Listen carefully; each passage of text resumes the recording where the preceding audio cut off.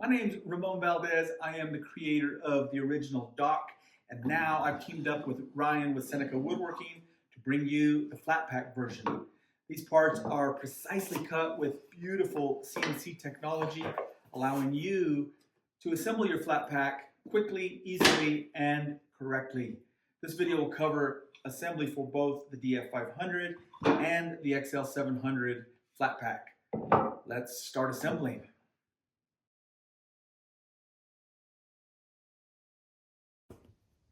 Now, just so everybody's familiar with what I call the parts, this is the front, has the logo. These are the sides. Now, there's not a left and a right, but there is an inside. The inside will have the rounded edge on the top. This is the back. This is the bottom. This is the vertical support and the spacer. This is all for the DF500. Again, we have the front, the sides, the back, the bottom, the vertical support, and the spacer, yeah? A few items that you might need. A drill. Now this is an 1/8 inch with a built-in countersink. A screw gun. Of course, you could get by with just a drill and a driver. Some glue. This is Titebond or Elmer's. Small hammer. Clamp. Screws. These will probably be supplied. They may be different than this, but you're going to get screws to assemble this. And then some sandpaper. If you have something like this, well, then you're miles ahead. You want to start by sanding all the parts. The back, the bottom, the divider. Those could be sanded on both sides. The front, sand on the inside. And the sides, just sand on the inside where the radius is. This small spacer probably doesn't need sanded. We'll assemble the cradle first. We begin by starting with the front and two sides. Remember that inside radius goes to the top. I'll just clamp that in place.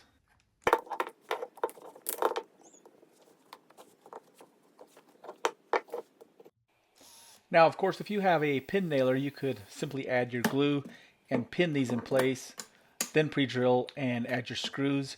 But I'm not using glue. I need to be able to disassemble these. So yeah, you could skip clamping, drilling, and then reclamping. Just add your glue, clamp them, drill them, screw them, and be done.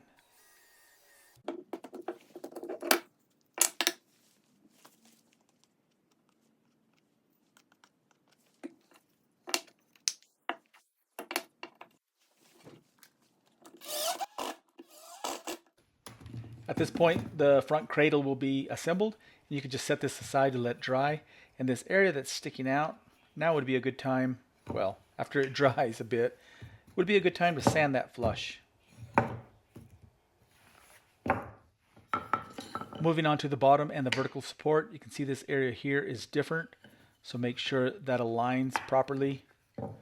Should be flush in the front and a slight offset on the back side. Once that's in place, you can pre-drill / countersink. Of course, yours will have glue in it already.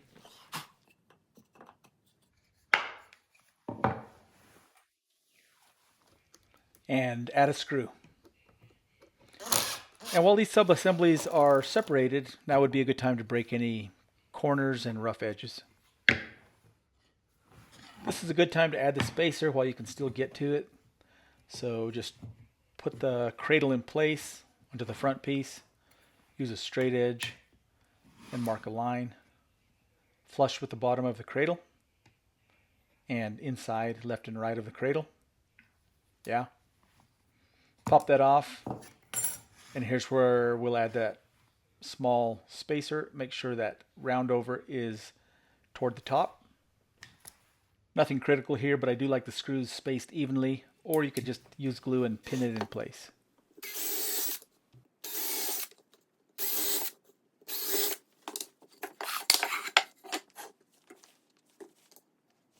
And might as well erase the pencil marks, yeah. Or sand most of it.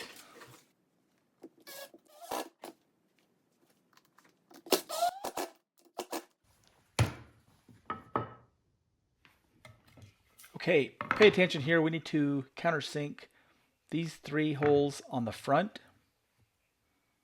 at these locations I should say,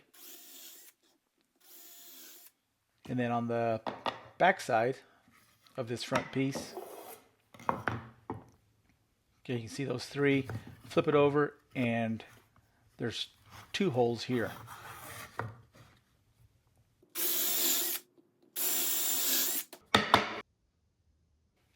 After those holes are drilled, here you want to add some glue all the way across the bottom. Add glue at the contact surfaces of the vertical divider and slip that in place. We'll add this screw here. Then before we add the other 2 screws, we want to make sure it sits flat. You can see it was kind of rocking there.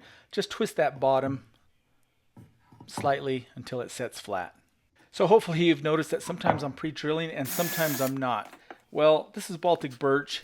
It's a high quality plywood and I'm not close enough to the edge to cause it to split. But here's something that you can do if you're concerned or if you didn't pre-drill. Just add a little bit of wax, or in this case chapstick. That'll lubricate the screw as it goes into the edge. It's not going to split. Alright, at this stage we can add the cradle to the front piece. I'm going to add a little bit of wax or chapstick to these 2 screws. And you would be adding glue to those sockets, right?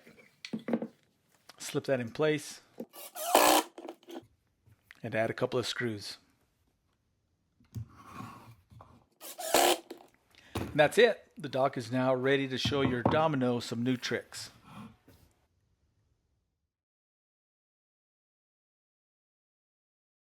What we have here are all the parts for the XL700. So this is the front. Vertical supports, 2 of those. This is the back. You can tell this is the inside because of the CNC mortises. This is the bottom, also the inside with the CNC mortises, and the sides. Now, you can tell the outside of these because of these CNC markers. So what we want to do is sand all these on one side with the exception of the vertical supports.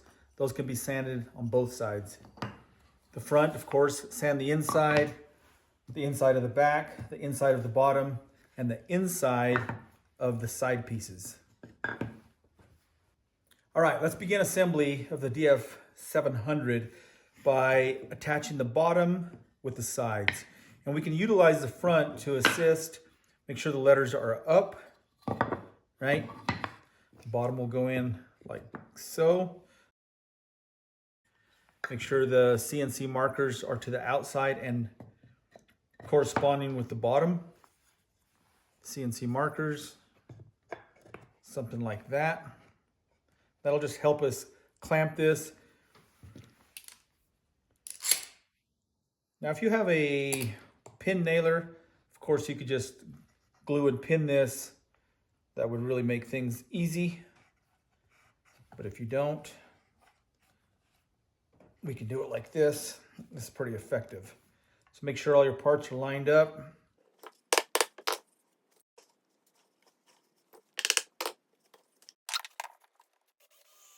Keep in mind that at this point you would have already added glue.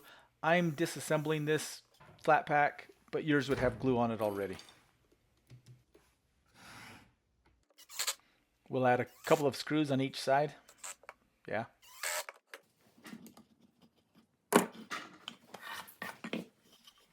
Now we can add the back to this subassembly. Of course, you would add glue. Snap that in place. Pre-drill.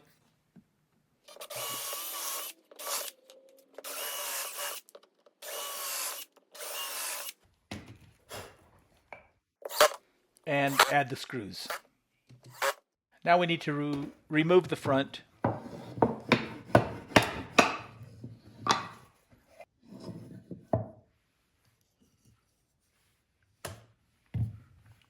Now you can see here the grain orientation, but you want to pay attention to the space from the front edge to the tenons and make sure that it corresponds with the bottom.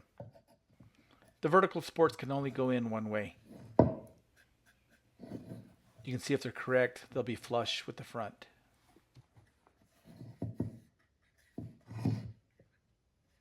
Now we can add the front. Of course, you'll be adding glue.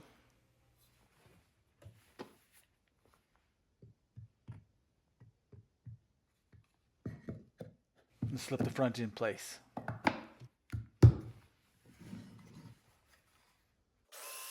I like drilling through the face or through the front into the bottom and adding 2 screws there first. And here's where it's a good idea to double check between the vertical supports. That space must be exactly 1.5 inches or 38 millimeters.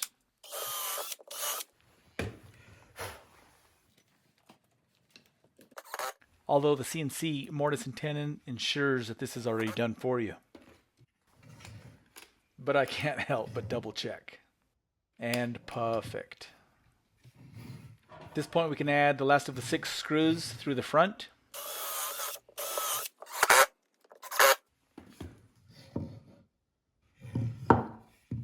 Alright, we're just about done. We'll add a couple of screws into the vertical supports through the bottom.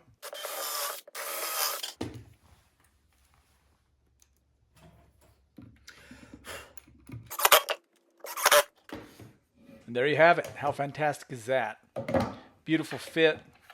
And now you're ready to show your domino some new tricks.